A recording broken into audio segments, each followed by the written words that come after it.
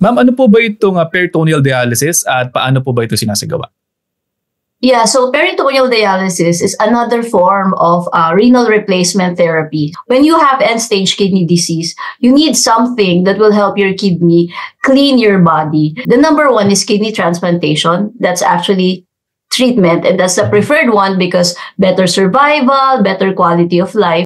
If you don't have an available donor and you're not ready yet for a kidney transplant, then we advocate for peritoneal dialysis.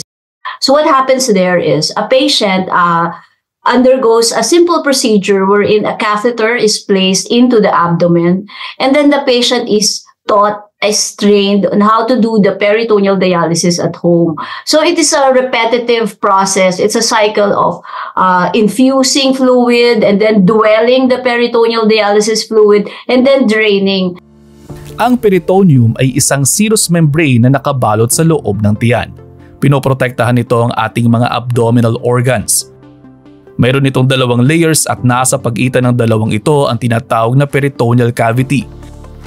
Sa proseso ng peritoneal dialysis, ipinapasok dito ang cleansing fluid na tinatawag na dialysate sa pamamagitan ng isang catheter tube.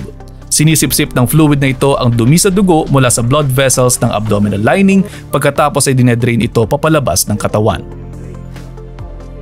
Sa peritoneal dialysis, kinakailangan mo ng katuwang. Sa kaso ni Sir Erwin, ang kanyang misis ang tumutulong sa kanya.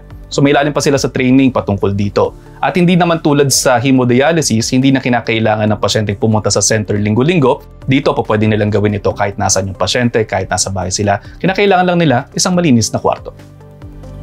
Kailangan ng kaunting ingat kapag gagawin ang peritoneal dialysis. Mahalaga ang kalinisan para iwas impeksyon.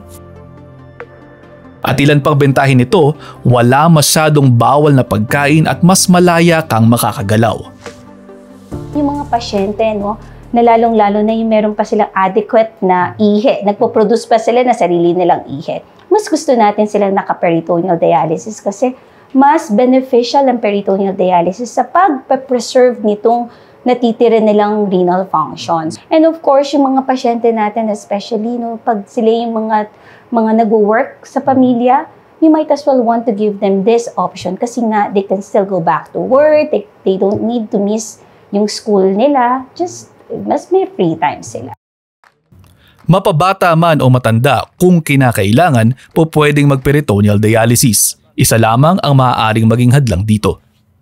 Kasi we are going to use yung peritoneal membrane. So there's only one absolute contraindication, meaning kapag wala na siyang functional peritoneal membrane. Usually we see these patients, no, yung mga may prior or history ng mga abdominal surgeries. So yun lang yung medyo pag-iisipan natin kung i-offer natin yung peritoneal dialysis. But the rest of the patients, we can offer peritoneal dialysis po. Doctor Next Door.